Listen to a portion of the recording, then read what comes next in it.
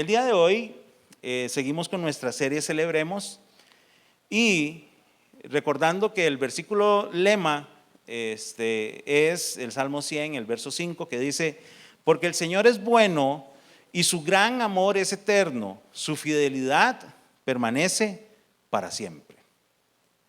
Dios es bueno, su amor es eterno y Él sigue siendo fiel. Para nuestro aniversario, que esta vez decidimos usar estos 2 meses, febrero y marzo, para celebrarlo, porque esos fueron nuestros inicios hace 6 años, 3 reuniones en febrero y a partir de marzo empezamos con reuniones dominicales. Celebrando que Dios durante todo este tiempo, a pesar de todas las circunstancias, Él ha seguido siendo bueno, su amor se ha seguido manifestando y su fidelidad nos ha asombrado. Y el enfoque de celebrar lo hemos puesto no en un acontecimiento, sino es celebrar con nuestra vida ese amor, esa bondad y esa fidelidad de Dios. El día de hoy el tema es: celebramos con una entrega total.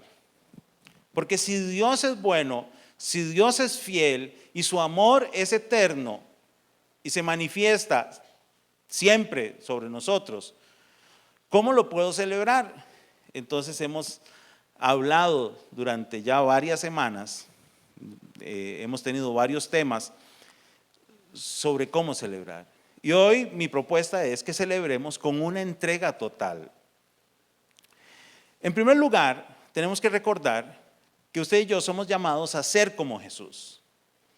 Somos llamados a ser como Jesús. Efesios 5:2 en la nueva Biblia viva dice: y vivan amando a los demás, siguiendo el ejemplo de Cristo, que nos amó y se entregó por nosotros en sacrificio, como ofrenda de perfume agradable a Dios. Vivan amando a los demás, siguiendo el ejemplo de Cristo. ¿Y cuál fue el ejemplo de Cristo? Que nos amó y se entregó por nosotros en sacrificio. Ser como Jesús implica tomar la decisión de amar, de entregarnos y sacrificarnos. Usualmente vemos a Dios como alguien que nos da, a quien le pedimos, y está bien, Él siempre es bueno, Él es el dador de toda buena dádiva, de todo buen regalo, todo lo bueno proviene del Padre y entonces podemos pedirle a Dios. Pero no siempre nos gusta poner el énfasis en lo que yo hago o lo que yo debo hacer. A mí me corresponde amar a Dios y amar al prójimo. De eso lo hemos hablado en las semanas anteriores. ¿Y cómo amo yo? Siguiendo el ejemplo de Cristo. Un amor de entrega y sacrificio.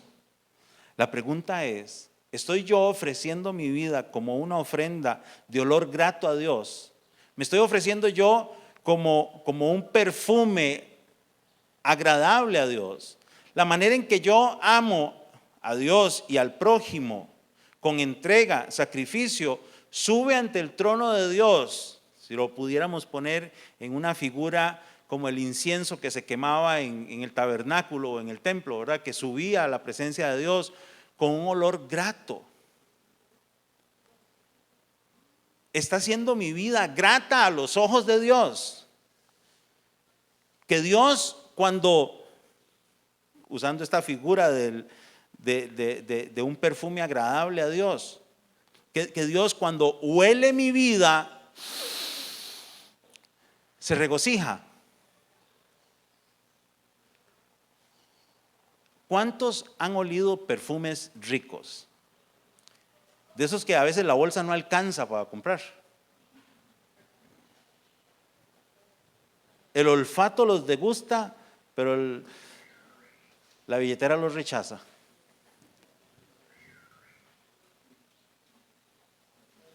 Siempre cuando uno, yo tengo algunos años de no viajar, en algún momento yo le dije: Señor, quiero descansar de viajar, y se lo tomó muy en serio, ¿verdad? Ya después no volvió. Hice el último viaje y ya después de ese, nada. Tengo que decirle, Señor, quiero, pero en estos momentos todavía puedo esperar.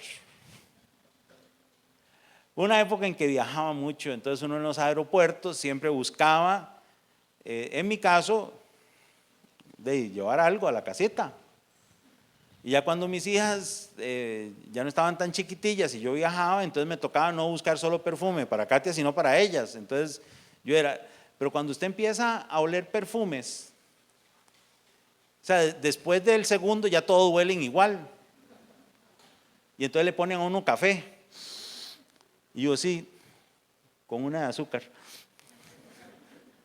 Y usted respira café para poder seguir degustando las fragancias. Porque cada fragancia es diferente y hay que saber. Yo no conozco el fenómeno científico por el cual es esto, pero yo me imagino que el olor del café neutraliza de algún modo, así lo interpreto yo, ¿verdad? Y me permite oler el siguiente perfume. Lleve este y le dan uno muestras y esto, y aquí uno ya no sabe ni a qué huele. Y entonces hay gente que le dan los papelitos en el aeropuerto, usted los ve, bueno, no sé si ahora, con la pandemia no sé, porque como ya hace tiempo, ni viajo, no sé cómo es ahora en este mundo actual, pero le dan a uno así, le echaban en una paletita, un papelito, y entonces usted veía a la gente siempre aquí, ¿verdad? Restregándose el papelillo por todo lado, sobre todo en los viajes largos, ¿verdad? Que cada uno de nosotros tiene un olor distinto delante de Dios. Por eso es que en la iglesia no somos llamados a ser clones. Cada uno debe ofrecerse a sí mismo como un perfume agradable a Dios, como si fuera un perfume agradable a Dios. Ahora sí, ¿cuántos han olido perfumes feos? O sea, el clásico pacholí. Y no voy a decir versiones baratas, porque no, a veces hay versiones baratas que huelen rico, por lo menos que a uno le gusta. Y esto de los perfumes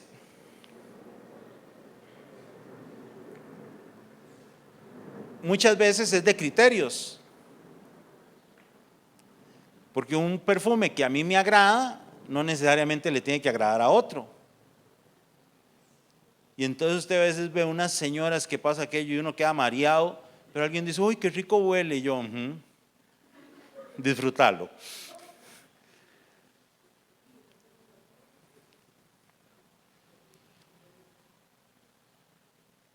Un olor, una vida que es una ofrenda de olor grato a Dios, no está establecida en los términos humanos, porque yo puedo juzgar que alguien vive o no una vida agradable a Dios según mis criterios. Quien define eso es Dios. Entonces uno no debe vivir la vida cristiana para agradar a los demás, sino es para agradarle a Dios. Y ante Dios, por más que uno haga cosas para disimular, ¿alguna vez conoció usted a alguien que se echó desodorante sin haberse bañado y después perfume? Vea, hay cosas que no se esconden. Así es nuestra vida. Podemos tener una vida de apariencia que Dios, voy a usar la expresión, conoce el tufillo de cada uno. Sabe a lo que usted y yo olemos, usando esta figura de un olor grato. Por eso es que tenemos que tratar de imitar a Jesús para que nuestra vida, por su gracia y por su obra en nosotros y por su proceso de transformación en nosotros, podamos ser agradables ante su presencia. Para eso es que tratamos de ser como Jesús. Marcos 10:45 dice, y este es un versículo que yo repito mucho, que dice, porque ni aun el Hijo del Hombre vino para que le sirvan, sino para servir y para dar su vida en rescate por muchos. Una vida de entrega y sacrificio como la de Jesús es la que tenemos que tener.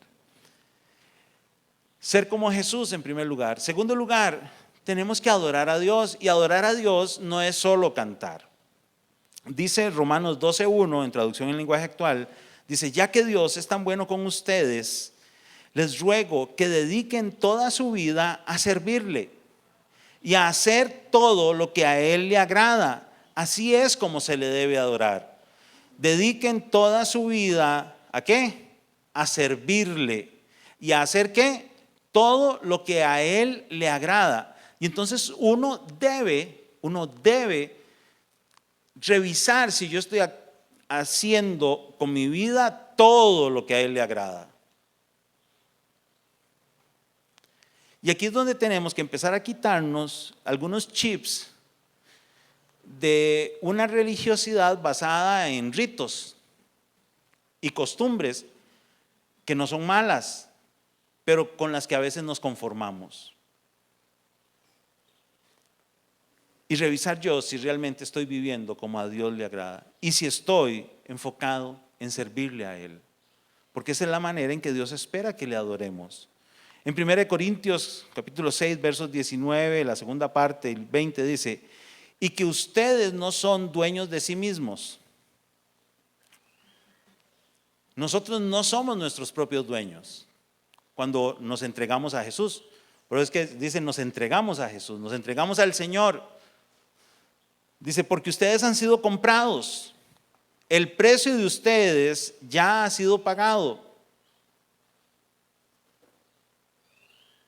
La paga del pecado es muerte. El regalo de Dios es vida eterna en Cristo Jesús. Nuestra deuda, nuestro precio fue cancelado en la cruz del Calvario. La factura electrónica se emite. Jesús resucita, vence la muerte, vence el pecado y nos da vida. Nuestro precio fue cancelado. Fue un precio alto para que tengamos comunión con Él. Y entonces nosotros no podemos decir que somos de los que viven haciendo lo que les da la gana. Porque no solamente fuimos comprados por un precio alto, sino con un propósito establecido. Y continúa el verso diciendo: por lo tanto, den gloria a Dios en su cuerpo y en su espíritu, los cuales son de Dios. Nuestra vida entera tiene que ser un acto de adoración a Dios. Mateo 22:37 dice: ama al Señor tu Dios con todo tu corazón, con todo tu ser y con toda tu mente, le respondió Jesús. Somos llamados a vivir para Él, a amarlo y entregarnos con todo. Tito 3:8 en traducción en lenguaje actual dice: para que los que confían en Dios, ¿quién confía en Dios? ¿Usted confía en Dios? Amén. Para que los que confían en Dios se dediquen a hacer ¿qué? Lo que es bueno. Adoramos a Dios cuando actuamos en obediencia a su palabra y cuando hacemos lo que corresponde. Dice, estas cosas son buenas y ayudan a todos. Porque usted y yo fuimos preparados para buenas obras. Las obras que corresponde a alguien que tiene una fe viva. Porque la fe sin las obras está muerta. Es pura teoría y cero práctica. Y tenemos que dar ese paso. En tercer lugar, para poder celebrar con una entrega total por el amor, la bondad y la fidelidad de Dios, tenemos que aprender a vivir en fidelidad. Vivimos en una sociedad profundamente infiel. Y no estoy hablando solo de relaciones de pareja.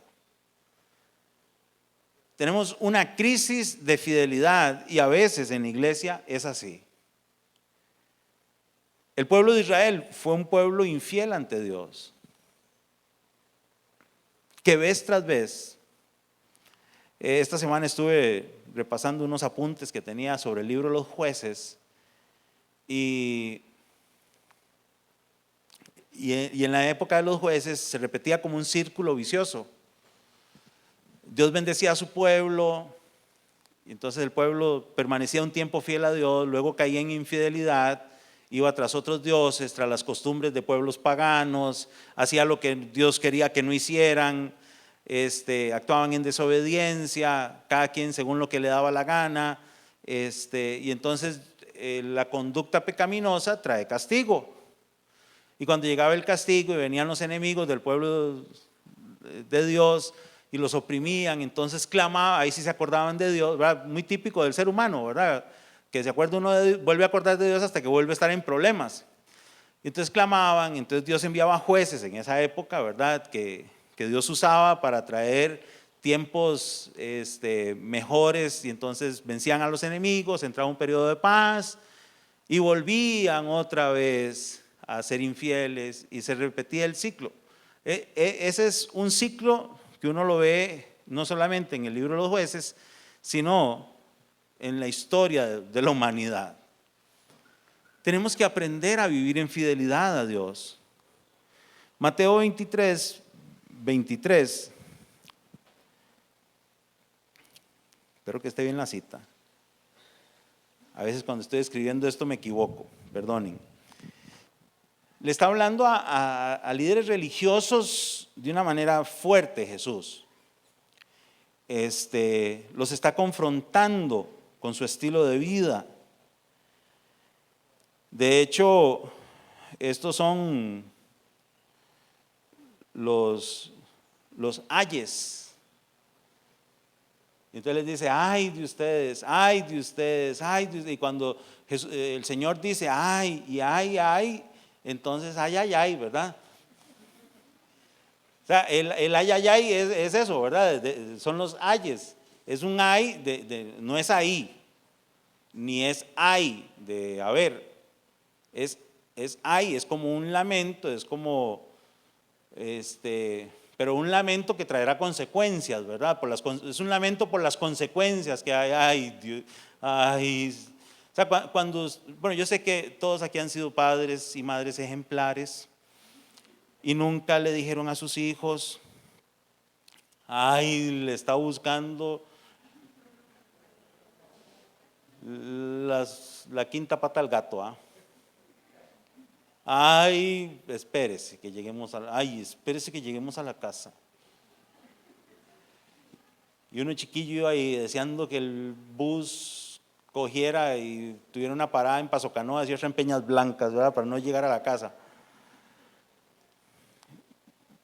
Esos son ayes. La traducción en lenguaje actual pone qué mal les va a ir a ustedes. O sea, don David, ¿iba a decir algo?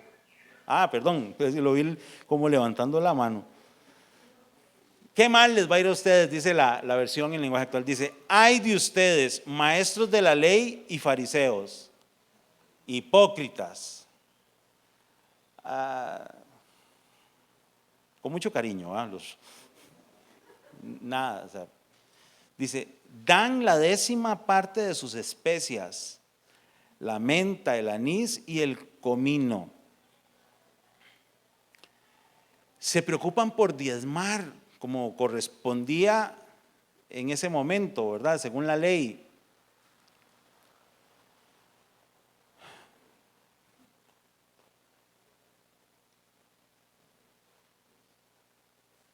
Yo lo interpreto así.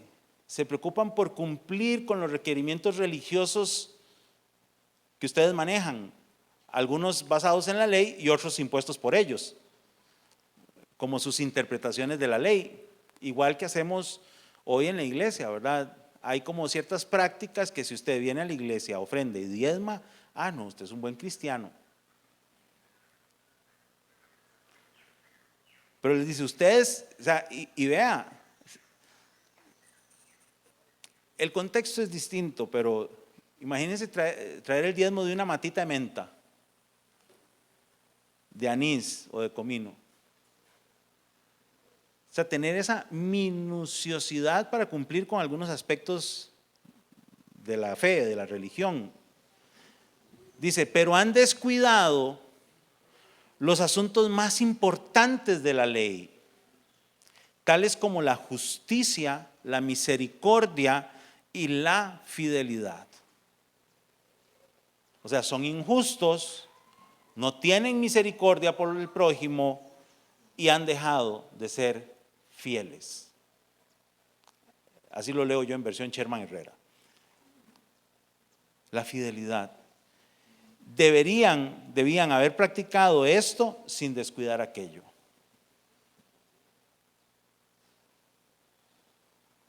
Se preocupan por una parte de su expresión de la fe, pero lo que es muy relevante no lo consideran.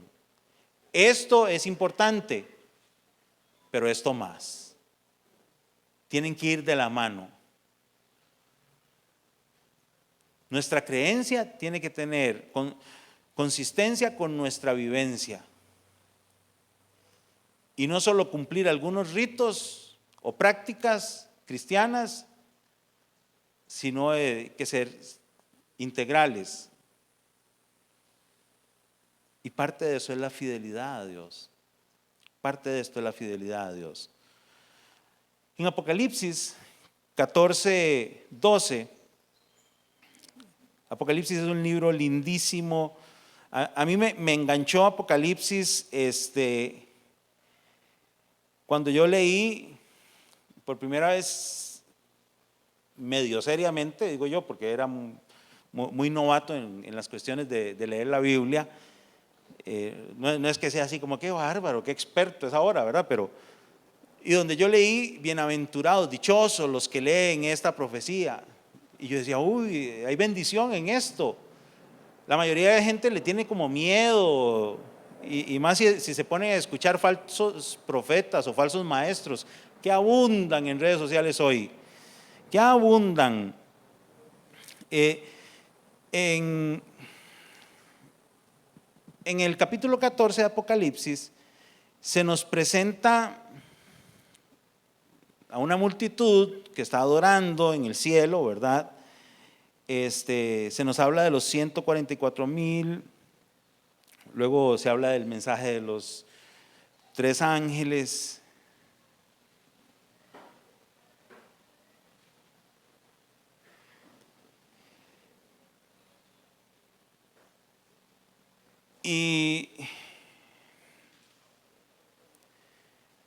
Y el verso 12 dice en Nueva Versión Internacional: en esto consiste la perseverancia de los santos, los cuales obedecen a Dios, obedecen los mandamientos de Dios y se mantienen fieles a Jesús. En la versión en lenguaje actual dice: el pueblo de Dios debe aprender a soportar con fortaleza las dificultades y los sufrimientos. También debe obedecer los mandatos de Dios y seguir confiando en Jesús. Una vida de fidelidad es una vida de confianza, es una vida de mantenernos fieles a Él. La fidelidad es vital en la vida cristiana. Lucas 16:10, Jesús dice una frase que a mí me impacta. Dice: si son fieles en las cosas pequeñas, serán fieles en las grandes. Pero si son deshonestos en las cosas pequeñas, no actuarán con honradez en las responsabilidades más grandes. La fidelidad a Dios es integral, es en todos los ámbitos de la vida, es tener fe, confianza en Él, es dependencia de Él, es procurar actuar de una manera que a Él le honre. Y aquí este pasaje está hablando relacionado al manejo del dinero. De hecho, ahí es donde dice que nadie puede servir a 2 señores, a Dios y a las riquezas, porque o va a servir a uno y menospreciar al otro, o viceversa. Y tenemos que aprender a ser fieles en todas las áreas de nuestra vida, como hijos e hijas de Dios. Pero el que es fiel en lo poco, se le pone ¿sobre qué? Sobre mucho. Aquí lo dice muy bonito, dice: si son fieles en las cosas pequeñas, serán fieles en las grandes. La fidelidad a Dios se muestra en todos los momentos de la vida, en todos los momentos de la vida. Y entonces tenemos que hacernos la pregunta, o las preguntas: ¿cómo darle lo mejor a Dios? ¿Qué puedo hacer yo hoy en mi vida para darle lo mejor a Dios? Porque estoy hablando de como una expresión de gratitud, darle con entrega total todo mi ser, todo lo que soy, todo lo que tengo. Y la pregunta es: ¿qué estoy dispuesto a sacrificar por Dios? Porque a veces queremos tanto las cosas a las que nos aferramos que no estamos dispuestos a sacrificar mucho o casi nada por Dios. Y en último lugar, el último punto, le puse entregar todo. Yo tengo que estar dispuesto a entregar todo, entregarme por completo a Dios para hacer su voluntad, para entender y conocerlo, para caminar en ella, para agradarle, todo, todo. Hay una historia que me gusta, ahorita les explico todavía algunas razones extras para que me guste más, que está en Marcos 12, verso 41 en adelante. Dice, Jesús se sentó frente al lugar donde se depositaban las ofrendas. Este es un detalle interesante. Usted sabe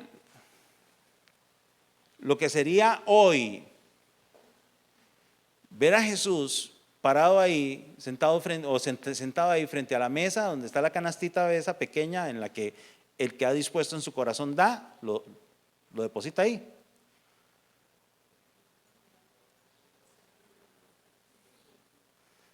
Y aclaro, no estoy pidiendo plata hoy,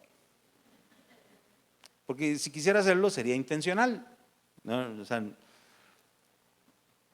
pero imagínense, Jesús ahí sentado y usted ya pasa, se despide de los hermanos, pasa y le dice, chao Jesús. Vea, yo me imagino que algunos por el compromiso se meterían la mano a la bolsa, aunque sea disimulan que echan algo. Porque así somos. Y aclaro, no estoy, o sea, el propósito de hoy no es pedir dinero. Ustedes saben que no es nuestro estilo. De hecho, una de las preguntas que un día alguien me hizo es que si cuando a partir de abril, que ya acomodemos distinto, vamos a tener la posibilidad de que los hermanos pasen recolectando las ofrendas y los diezmos como tradicionalmente se hace en las iglesias. El protocolo actualmente dice que no, que es así. A mí no me molesta así. Pero bueno, ahí veremos qué pasa.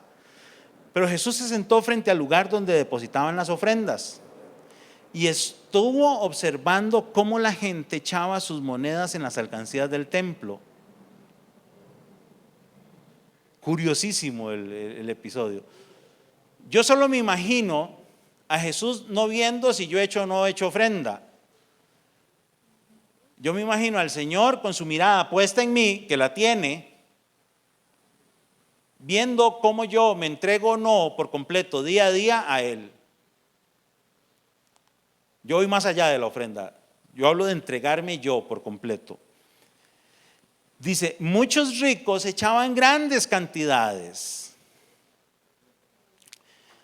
Y el verso 42 dice, pero una viuda pobre llegó y echó 2 moneditas de muy poco valor. De hecho, ahí puse una imagen con 2 moneditas. Algunas versiones traducen como echó 2 blancas. Así le dicen a esas moneditas. Esas monedas que usted ve ahí, tal vez si pasamos para explicar un poquito, se llaman 2 blancas, hechas creo que de cobre, monedas que se hicieron antes de Cristo. Era la moneda de más bajo valor. Dos blancas, o se les conoce como leptas o leptones o prutas.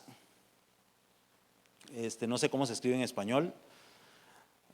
Ese es el nombre de esas monedas. Son antiguas. De hecho, bueno, creo que la mayoría sabe que yo empecé de aprendiz de coleccionista numismático hace menos de 4 años, y mi sueño es llegar a tener una monedita de esas que menciona la Biblia. Creo que la más accesible sería una de estas, que vale plata. Pero vamos a ver, tal vez Dios me dé ese privilegio. Así, en lugar de enseñarles la foto, les traería la monedita. Vean esta, qué bonito. Hoy no, hoy solo puedo traer estas. Estas son dos monedas, pero romanas, de la época de Constantino. Y están en unas cajitas para protegerlas. Y la cajita la metí en una bolsa para protegerla más. Ahora si alguien la quiere ver, las puede ver. Son como del año 330. Son de las moneditas más viejas que tengo. Y baratas. Pues son muy comunes. Porque era el menudillo. Bueno, las dos blancas que echa la viuda equivalen a un cuadrante. Esa es otra expresión monetaria. Un cuadrante era como la medida, ¿no? La medida más baja de moneda romana. Tal vez estamos más familiarizados con el denario. Entonces, contexto histórico. Todo es para llegar y saber cuánto echó la viuda. Un denario es el salario de un día. En estos momentos, el salario mínimo por un mes en Costa Rica es de 326,000 colones aproximadamente. Yo hice mi tarea. 326,000 colones. Si yo divido los 326,000 colones entre 30 días que tiene un mes, me da 10,866. Eso es un denario, equivalente a hoy, ¿verdad? O sea, el contexto histórico del poder adquisitivo, eso no lo manejo yo. Una blanca equivale a la 128ª parte de un denario. Imagínense, digamos, como un colón, digamos, cuando usábamos el colón. Un colón tenía 100 céntimos, pero el denario lo partían en 128 partes y eso era una blanca. Era una 128ª parte de un denario. Hecha dos. Entonces, si lo contextualizamos a Costa Rica hoy, que son 10,866, así a grosso modo, ¿verdad? Y yo divido eso entre 128, me da que una blanca son como 85 colones. Hecha dos, echó 170 colones, ni para el pasaje del bus. Entonces, yo estoy feliz hoy porque pude hacer el rinconcito numismático en medio de una prédica. Pero a veces uno sabe que la viuda echa todo lo que tenía. De hecho, el verso 43, que es el que sigue, dice: Jesús llamó a sus discípulos y les dijo: les aseguro que esta viuda pobre ha echado en el tesoro más que todos los demás. Echó más que todos los demás. Y llegaban ricos con grandes cantidades. Verso 44. Estos dieron de lo que les sobraba, pero ella de su pobreza echó todo lo que tenía, todo su sustento. La semana pasada hablamos de la hermana de Lázaro, María, que derrama un perfume que vale 300 denarios.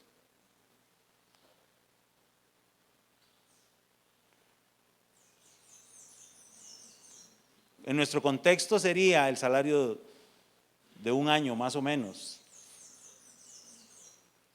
Más de 3 millones de colones derramados en un perfume, y el Señor lo valora.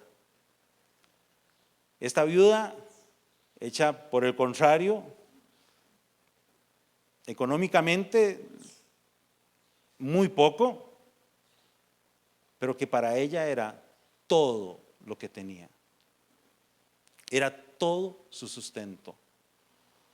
Hoy podríamos decir que esta señora vivía en pobreza extrema, de las personas que viven con menos de $1 al día en el mundo, que son millones de millones. Y aún a pesar de esa situación económica extrema, echó los 170 colones que andaba. Y Jesús dijo, ella ciertamente dio, porque lo dio más que los demás, porque ella dio todo, no lo que le sobraba. Hoy estamos hablando de celebrar con una entrega total, porque Dios quiere que nos entreguemos a Él por completo. Y esta ofrenda de esta viuda es un ejemplo de la manera en que uno debería entregar su vida a Dios. Y evidentemente el aportar económicamente para la obra del Señor, eso entra en un plano que incluye eso. Pero es más, estoy entregándole todo lo que tengo a Dios, mis dones, mis talentos, mis habilidades, todo lo estoy poniendo al servicio de Dios. O sea, no es anular nuestra vida cotidiana, pero es más bien ver mi vida cotidiana como una vida de entrega a Dios, donde quiera que esté, en todo lo que hago. Procuro agradarle siempre. Que nuestra vida completa, no importa qué tal la valoren unos u otros, llegue como un olor grato a la presencia de Dios, porque decidimos darlo todo, porque Dios ha sido bueno, porque Dios ha sido fiel y su amor se ha derramado sobre nosotros. Oramos. Señor, gracias porque tú eres bueno, tú eres fiel y nos amas. Hoy, terminando con la imagen de esta viuda que entregó todo lo que tenía, todo su sustento, como un acto de adoración. Hoy queremos, Señor, entregarte nuestra vida, todo lo que somos, lo que poseemos, para que tú lo uses, para hacer tu voluntad, para servirte, para servir a los demás. Perdona, Señor, si no he estado viviendo en fidelidad contigo. Perdona si mi vida no ha sido ese acto de adoración constante, continuo que tú deseas. Perdona, Señor, si me he excusado en una y otra cosa. Pero hoy te pido que me transformes mi mente, mi corazón, para poder entender tus planes para mi vida y disponerme a hacerlos. Hoy estoy dispuesto a poner la mano en el arado y no mirar atrás. Estoy dispuesto a seguirte, tomando la cruz cada día, con tal de conocerte, conocer tu voluntad y servirte. Aquí está mi vida, Señor, tú la conoces. Y qué bueno es que hoy puedo venir delante de ti, que estás en este lugar, y entregarla por completo. Úsala, Señor, para cumplir tus propósitos, para bendecir a otros. Y la buena obra que has empezado en mí, termínala, Señor. Ayúdame a serte fiel.